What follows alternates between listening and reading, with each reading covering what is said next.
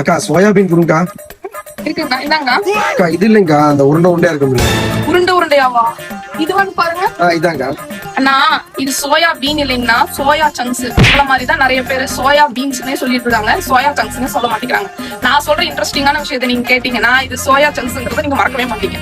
First soya சங்க்ஸ்க்கு இன்னொரு பேர் இருக்குங்கண்ணா, வேற ஒண்ணும் இல்ல, மீல் மேக்கர்னு சொல்லுவாங்க. நீங்க சொன்னது தப்பெல்லாம் ஒண்ணும் இல்லைங்கண்ணா, ஏன்னா இது சோயா பீன்ஸ்ல இருந்து தான் தயாரிக்கிறாங்க. இந்த சோயா பீன்ல இருந்து எண்ணெய் எடுத்ததுக்கு அப்புறம் மீதி இருக்கிற அந்த சோயா மாவு பயன்படுத்தி அதுல அதிக வெப்பமும் அழுத்தமும் கொடுத்து மிஷின்ல துண்டு துண்டா கட் பண்ணி தான் இந்த சோயா சங்க்ஸே உருவாக்குறாங்க. அவ்வளவுதான், சோயா சங்க்ஸே ரெடி. இதை பேக் பண்ணியும் வித்துறாங்க.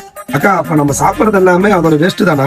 அப்ப சாப்பிடறதுனால ஒண்ணுமே சத்து இல்லையா? அண்ணா, அது வேஸ்டா இருந்தாலும் அதோட பெனிஃபிட் கேட்டீங்கன்னு வைங்க, நீங்க கண்டிப்பா வாங்காம போகவே மாட்டீங்க. நான் இதுல புரோட்டீன் அதிகமா இருக்குங்கன்னா அதனால தசை வளர்ச்சிக்கு ரொம்பவே ஹெல்ப் பண்ணுது. நான்வெஜ் சாப்பிடாதவங்க இதை சாப்பிட்டா நான்வெஜ்க்கு ஈக்குவலான புரோட்டீன் இதுல கிடைக்குது.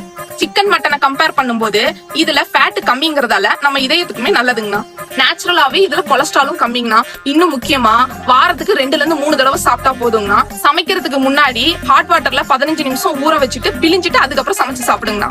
வேஸ்ட்ல இருந்து தான் தயாரிக்கிறாங்க அப்படின்னு அதை நம்ம பிழிஞ்சு எடுக்கும் போது அதுல இருக்கக்கூடிய தேவையில்லாத அழுக்கெல்லாமே வெளியே வந்துரும்னா நம்ம சமைக்கும் போது நல்லா ஆரோக்கியமா இருக்குங்கண்ணா.